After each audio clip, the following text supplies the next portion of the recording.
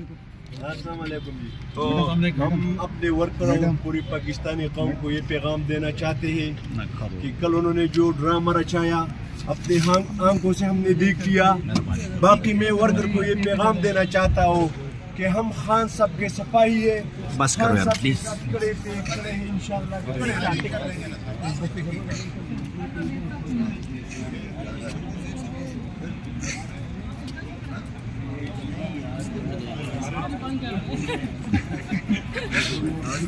आपका भी जाने का इरादा था।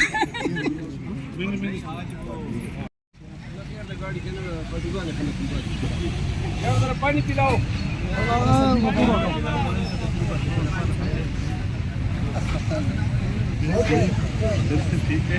जी अल्हम्दुलिल्लाह।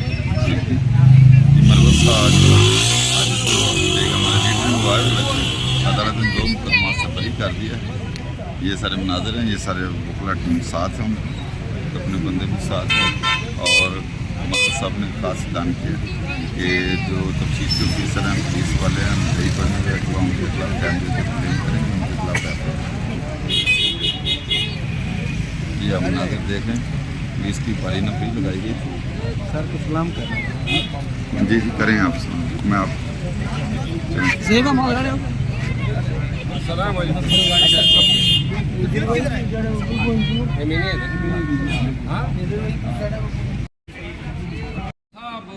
आप लोगों ने देना है। Doctor Akbar Nasir, DIG operation, मुतल्लिका SHOs, ये अब तैयारी करें, वकील भी करें और आए जी जमानतों का बंदोबस्त भी करें। बहुत शुक्रिया।